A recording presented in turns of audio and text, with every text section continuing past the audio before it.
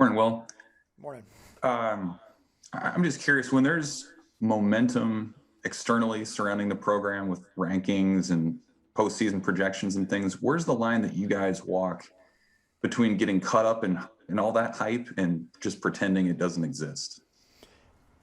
Yeah, I don't think there's really any way to pretend it doesn't exist. I think it's very tangible at this point where you're getting we're getting more people that are allowed to come to the stadium. So there's talk of getting 6,000 people at the games.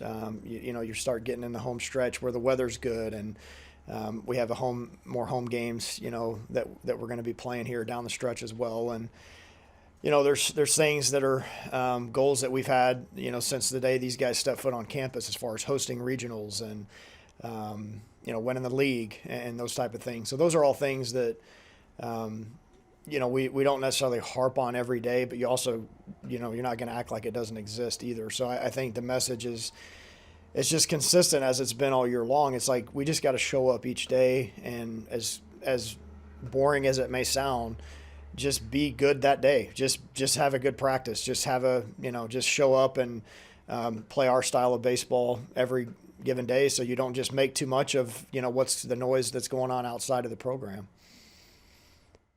When you guys play a team on consecutive weekends like you are now with Rutgers coming up here, are you as a coach, do you have any considerations you keep in the back of your mind for this series looking ahead to next week, or do you just do what you do and worry about later when it comes?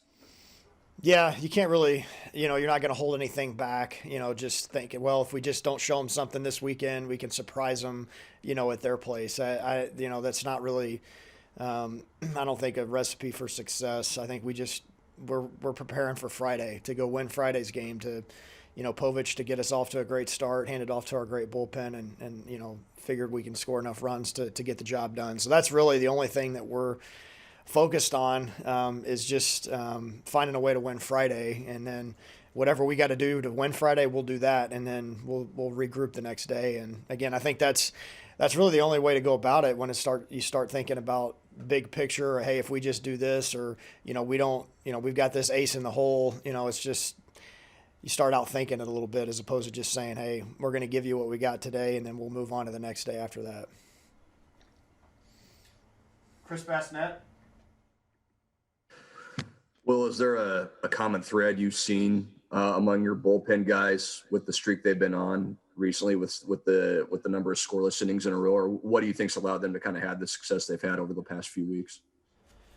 Yeah, I think they're competing with conviction. Each time they take the ball, there's no thought about what might happen. No thought of failing, or no thought of, hey, the game's on the line. Oh no, I better get the job done here. They're just in compete mode. Honestly, that's what I've seen from all the guys we've handed the ball off, that have gotten the job done in the bullpen. It's not hoping and wishing. It's here's what I got. This is my best stuff. And you're going to have to beat me with, I'm going to give my best stuff. I'm not going to worry about what you're doing or what the situation might be in the game.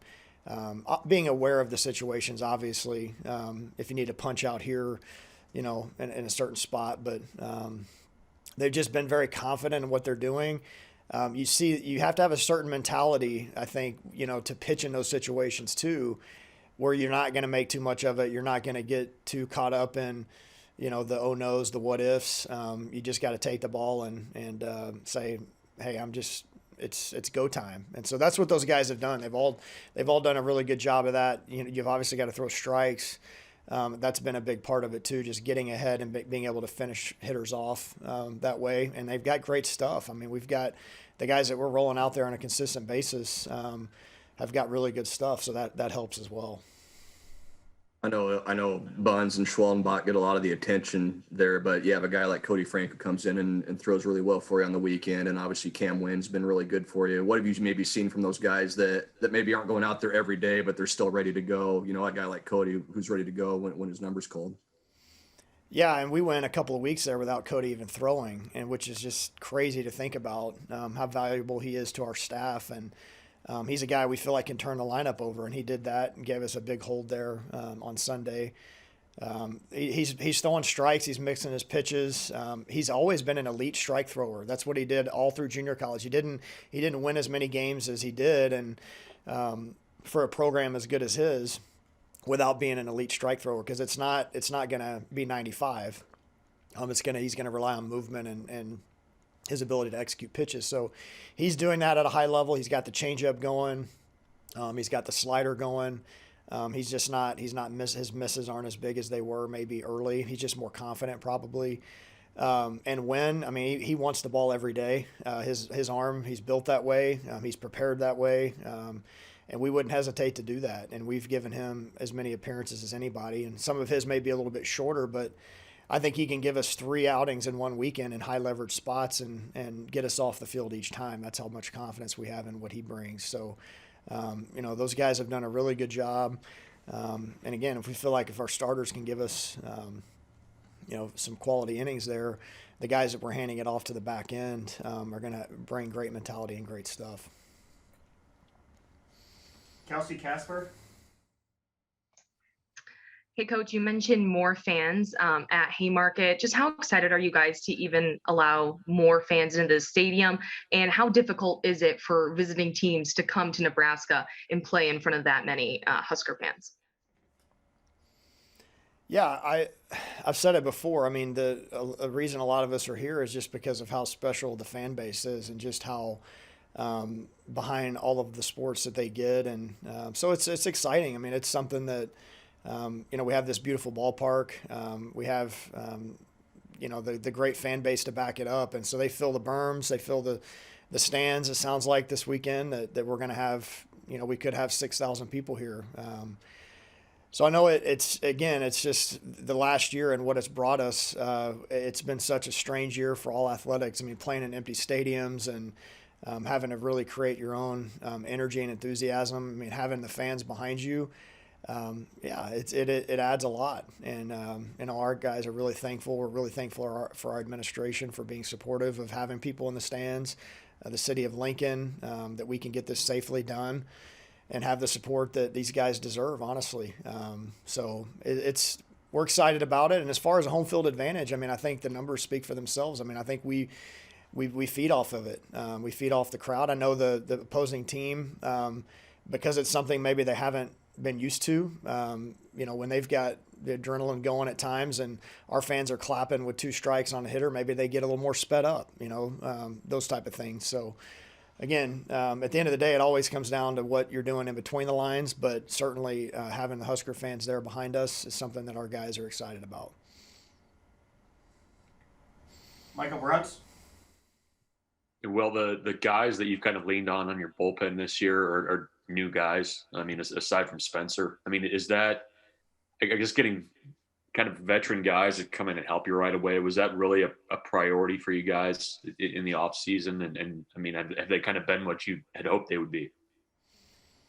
Yeah, that was priority number one, quite honestly. I mean, we recognized that in the 15-game season last year that we were, I don't remember what the numbers were exactly, but I think we were leading in probably like 12 of the 15 games after the 5th inning last year, and just couldn't finish them off. I didn't feel like we had, the necessary pieces to help us kind of finish those things off and help your offense kind of run away with it late in the game. And so that was priority number one, quite honestly, for us as a staff, was just to try to reassemble the bullpen a little bit, or the pitching staff in general, and just give us more options. Guys that, again, you don't have to be perfect when you've got a 95-mile-an-hour fastball. You don't have to be perfect all the time. When you've got the wipeout slider that can make up for some things where you can get some chase, and guys have to get it started a little bit earlier to get to the. So certain, those guys have all been big, and a lot of them have had college experience before. They're a little bit older. In Buns' case, he was coming off an injury, but we knew he was going to be great stuff. We didn't know he was going to be a bullpen guy necessarily, but his demeanor and his mindset has kind of thrived in that spot. And we knew Wynn was going to be a guy that's a high leverage guy with great stuff. That's, he's a senior in college by now. So he's seen a lot, been in the SEC, and, he's stepped right in and been great. And like you said, Frank, JC transfer there, and Spence pitching for the first time has obviously been huge. I mean, he's a guy that, at the end of the games, everybody feels pretty confident that the job's going to get done. So feel pretty good about how we've been able to finish the backside of games here. With Rutgers, what challenge do they present? I guess in the weekend that they had, last weekend, does that kind of catch your guys' attention a little bit more too?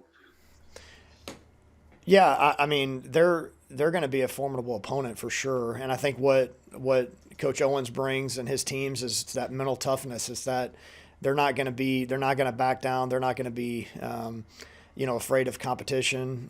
They're going to come in and expect to win. So yeah, they had a great weekend last weekend. I mean they've won a lot of games this year. Maybe surprising people that way. I'm not surprised at all.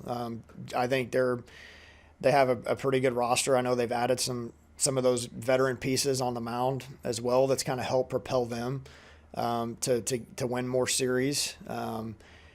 They've got some dynamic freshmen in their lineup. They're a little bit similar to us in a lot of ways, where they've added some veteran pitching. They've got some really good freshmen that have stepped up offensively for them. They've got some guys that are veterans that are having nice seasons, and they've got some thump in the lineup. I mean, they're second in the league in home runs. So yeah, they're going to come in and they're not going to be intimidated. They're going to be ready to play, and so we're going to have to play at a high level to get it done. And again, I say that every week, but that's the truth. I mean, we've got to play at a high level if we want to have a chance to win. Kevin Suits. Hey, Will, beyond the record of the Big Ten standing, I'm just curious, how much fun are you having? Because after all, this is just your second season back at your alma mater. I'm having a blast, and the team that we have it's such a fun group of guys. They make it fun to come to practice every day. I've made mention of this before, but our leadership and our older guys make it such to where we don't have to focus on poor attitudes or guys that are selfish, or guys that are prima donnas, or their egos are too big to do something, to show up and take care of the little details day in, day out. That allows the coaching staff to focus on just coaching baseball. And that makes our jobs a lot more fun that way. When we show up to the yard and the guys are ready to prepare, they enjoy playing baseball together. It's been a lot of fun, and that's been the consistent message with this group this year too, is with what happened last year, and the uncertainty we had no idea what the schedule was going to look like until right before the season started. We're going to have a great attitude about it. We're going to take it head on. We don't always have to like everything that happens, but if we have a great attitude about it, then we have a chance to have great results. And so it's been fun. It's been a fun group. We got a lot of work left to do, but having that type of mindset down the stretch is going to benefit us if we continue to do that. All right, last one, Evan Bland. Hey, Will, just wanted to ask about how Kyle Perry was coming along, and if you have a clearer sense of what his impact might be for the bullpen down the stretch. Yeah, he's still in bullpen mode. He's thrown, I believe, 3 bullpens now. Felt pretty good. We're just going to kind of see where he's at as far as throwing to live hitters. I mean, we're going to have him get at least a couple of outings against live hitters before we can even think about getting him on the mound. When we do that, he's going to have a little more adrenaline than he has in the bullpen. We'll kind of see where the velocity's at, where the slider's at, where the command is at. It's a whole other beast getting out there and having to throw to hitters versus just throwing in a bullpen setting. So we'll evaluate all those things once we do get to that point. Could be something where we play these 4-game weekends coming up. We're going to maybe need an inning out of somebody that's unexpected, and whether that's him or somebody else that hasn't gotten a lot of innings remains to be seen. But don't know exactly what his timetable is until we see him face some live hitters.